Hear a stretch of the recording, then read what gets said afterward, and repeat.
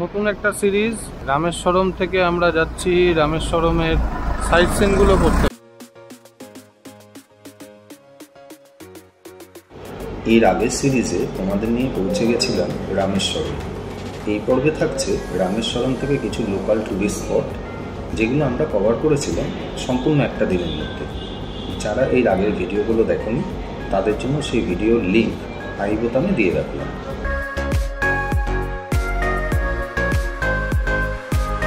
আজকে আমাদের প্রথম স্পট আমাদের হোটেল থেকে 1 কিলোমিটারের মধ্যে। এখানে প্রভু রামের পদচিহ্ন রয়েছে, তো চলো সেই জায়গাটা তোমাদের ঘুরিয়ে দেখাই। প্রথম রামপাদম। সেদিন আমাদের প্রথম স্পট ছিল রামপাদম। কথিত আছে এই জায়গায় দাঁড়িয়ে প্রভু রামচন্দ্র প্রথম দেখেছিলেন কীভাবে শ্রীলঙ্কায় যাওয়া যায়। এখানে তোমরা দেখতে পাবে শ্রী রামচন্দ্রের পাদুকা। সেই নাম অনুযায়ী এই জায়গার নাম হচ্ছে রামপাদম।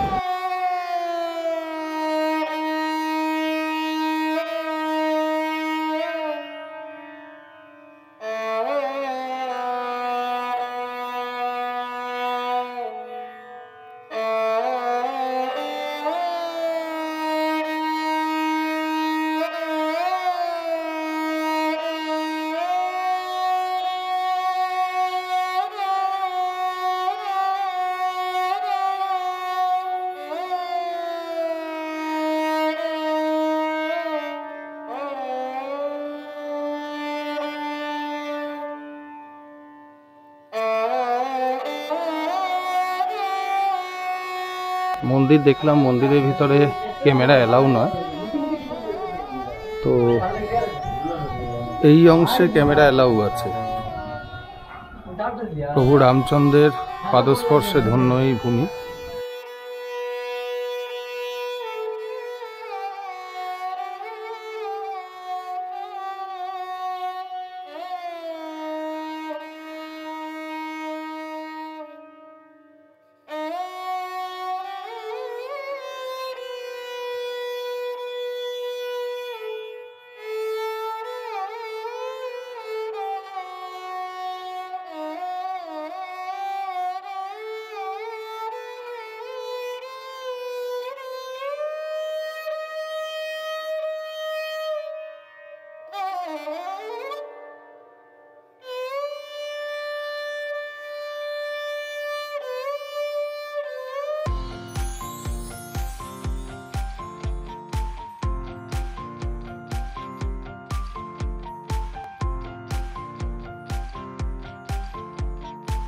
আমাদের যে লোকাল সাইট সিনের প্যাকেজটা ছিল তার মধ্যে সেকেন্ড পয়েন্ট সেই পম্বন ব্রিজ। পম্বন ব্রিজ এর আগে ঘুরিয়ে দেখিয়েছি, চেষ্টা করব একবার সন্ধ্যের দিকে বা বিকালের দিকে আসার।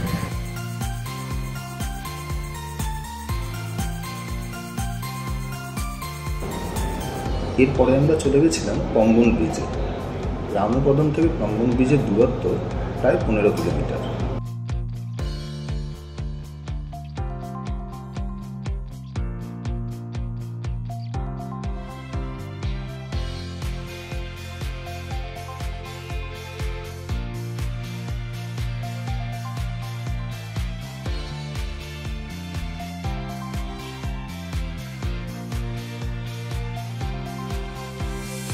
আমরা এসে পৌঁছালাম আমাদের থার্ড স্পট ভিলুন্দি তীর্থমে। তার হিস্ট্রি এখানে লেখা আছে, দেখো। সীতা এই সমুদ্রের জল খাওয়ার জন্য এখানে নেমেছিলেন। এরপর আমরা চলে গেছিলাম বানগঙ্গা, যার আর একটা নাম ভিলুন্দি তীর্থম। কথিত আছে এই কুয়াতেই রামচন্দ্র তীর মেরে মাতা সীতার জন্য মিষ্টি জল বার করে দিয়েছিলেন। শুধু জলের কালারটা দেখো।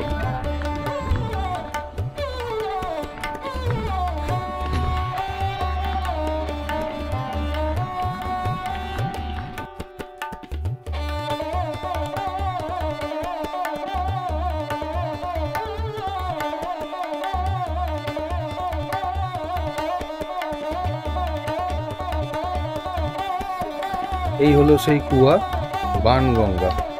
এখান থেকেই মাতা সীতা সমুদ্রের মিষ্টি জল পান করেছিলেন।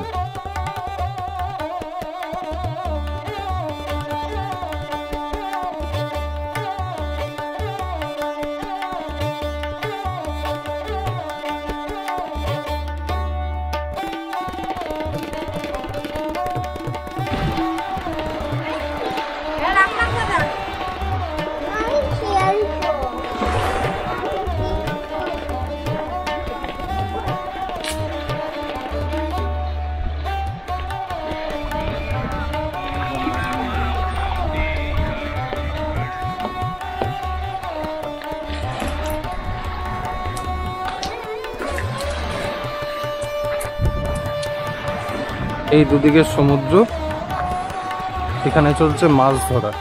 দেখো পুরো নীল জল, পরিষ্কার জলরাশি।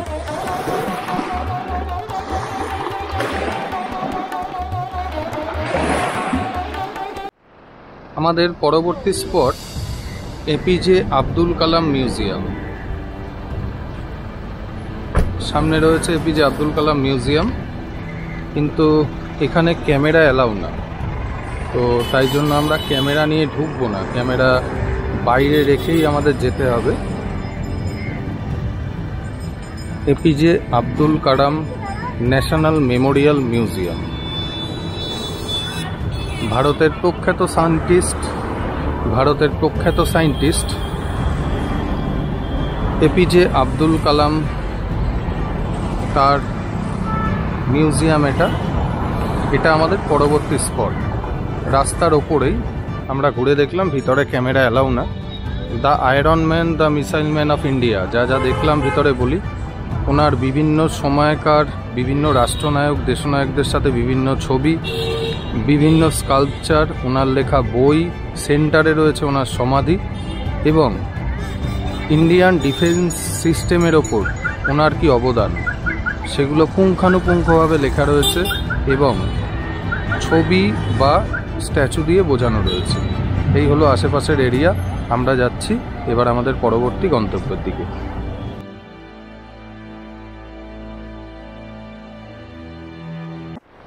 আমাদের পরবর্তী গন্তব্য লক্ষ্মণ তীর্থম। এটা আর একটা বিখ্যাত মন্দির। পরবর্তী গন্তব্য লক্ষ্মণ তীর্থম।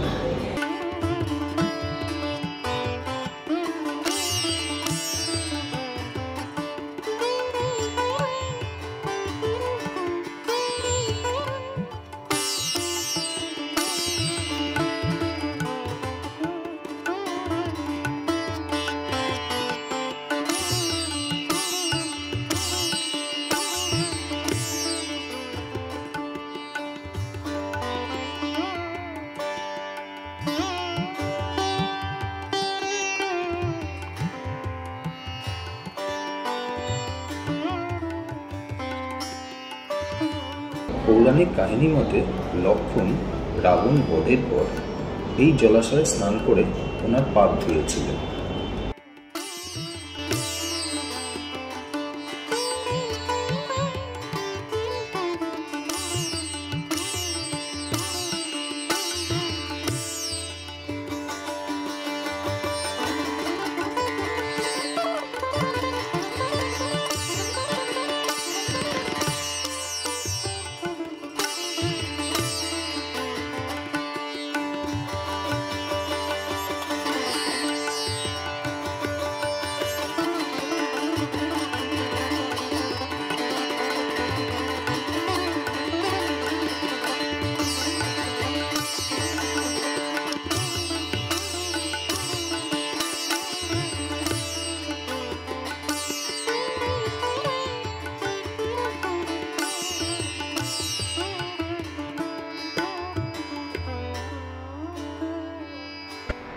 এটা নটরাজ্জির মন্দির।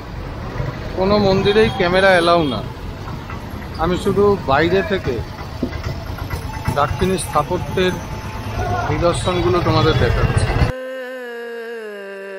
এর পরের গন্তব্য হনুমানজির মন্দির। ঠিক তার উল্টো দিকেই রয়েছে দাক্ষিণী স্থাপত্যের এই নটরাজ মন্দির।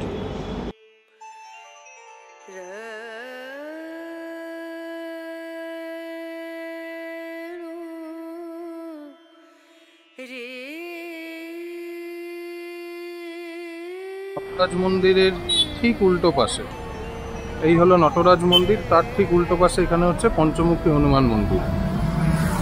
এখানে ক্যামেরা অ্যালাউ নয়।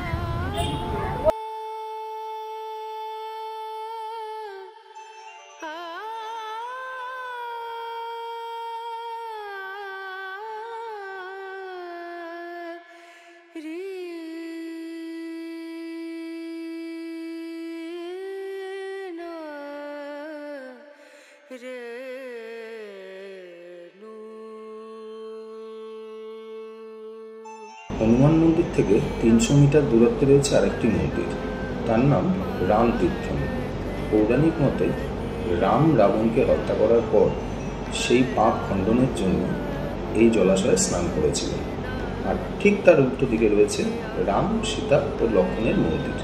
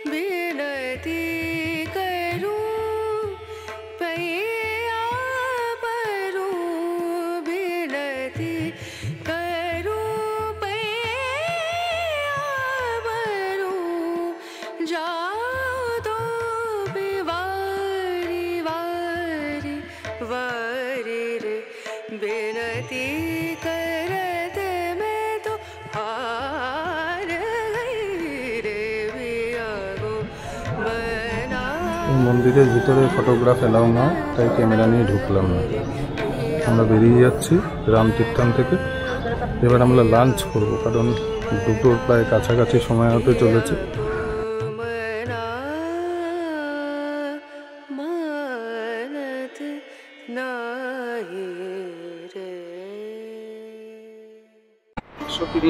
আমাদের মিল থালি থেকে টাইম রয়েছে।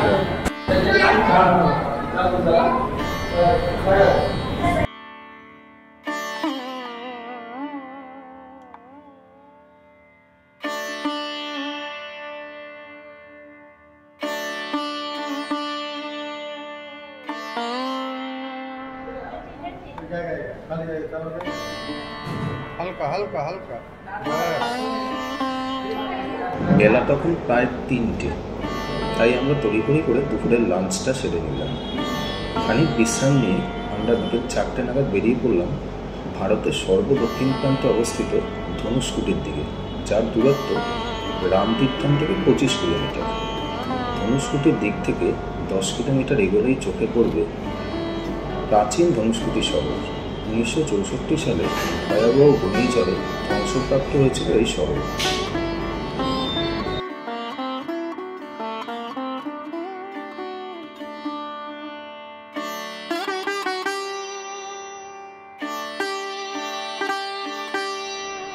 ধনুষ্কুটি বিচ ইন্ডিয়ার লাস্ট পয়েন্ট, তার খুব কাছাকাছি আমরা আছি। নিয়ে যাব সেখানেও ইন্ডিয়ার লাস্ট পয়েন্টে। আমরা গাড়ি থেকে নামলাম, পরপর সারি দিয়ে গাড়ি দাঁড়িয়ে আছে। প্রখর রোদ, গরমতেও সেরকম। একদিকে বঙ্গোপসাগর আর একদিকে ভারত মহাসাগর। रामा सेतु ब्रिज नहीं दिख रहा, पूरा डूबी गया। 64 में सुनामी, पूरा डूबी गया। फर्स्ट जमीन के अंदर रामा सेतु शुरू होता है। राम सेतु नेक्स्ट पानी, वेव्स पानी दिख रहे। सेकंड वाला जमीन के ऊपर में वन ब्लॉक टावर दिख रहे दूर में। हर स्टील लगा हुआ स्टार्टिंग पॉइंट, यहाँ से 18 किलोमीटर दूर में स्टील लगा हुआ एंट्रेंस।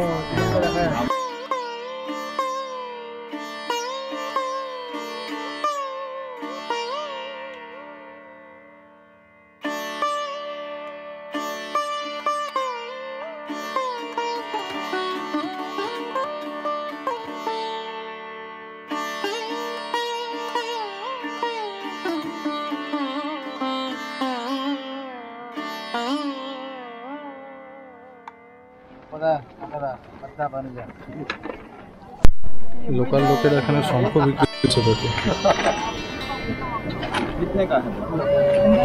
দেখো ঠিক আছে, ওটা রাম সেতু। আর একটা ব্ল্যাক কালারের একটা ফ্ল্যাগ দেখা যাচ্ছে, ওটা বাবা ইসে শ্রীলঙ্কা। সামনে উই উইল গো। লোকাল লোকেরা কি কি জিনিসপত্র নিয়ে বসেছে দেখো।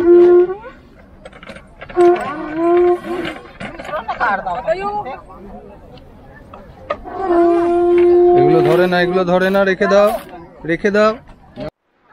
রামেশ্বরম ট্রিপের শেষ একটা জায়গায় আমরা এসেছি, বিভীষণের মন্দির, যেখানে রামের ফেলা পাথর যেটা শ্রীলঙ্কায় যেতে সাহায্য করেছিল, সেই ফ্লোটিং পাথর এখানে দেখা যায়।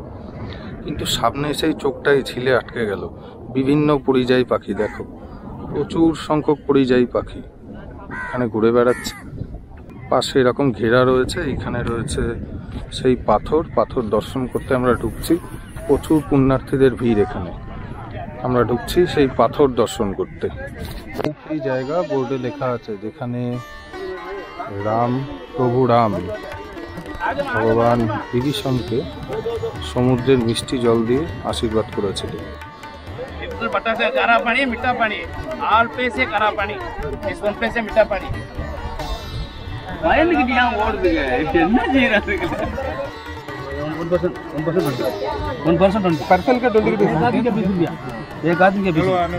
हां రెండు ఒకటి వాయింటలే 20 টাকা পার হেড দিয়ে এখানে প্রবেশ করতে হয়। প্রচুর ভিড় দেখো।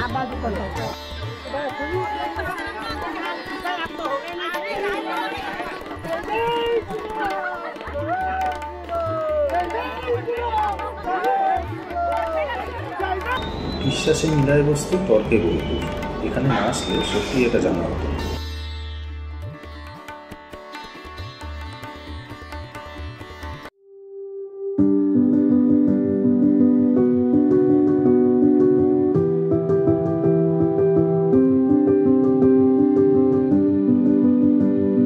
দিনের শেষ ভাগে ক্লান্ত শরীরে খানিকটা আরাম পেতে চলে গেছিলাম পম্বন সেতুর কাছে পম্বন বিচে।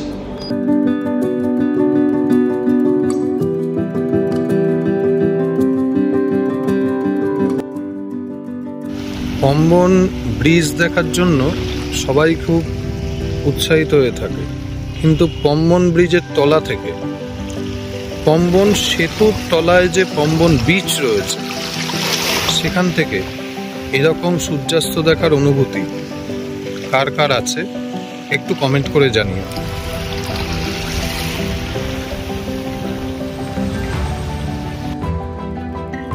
সম্পূর্ণ ভিডিওটা তোমাদের কেমন লাগলো অবশ্যই কমেন্ট করে জানিও।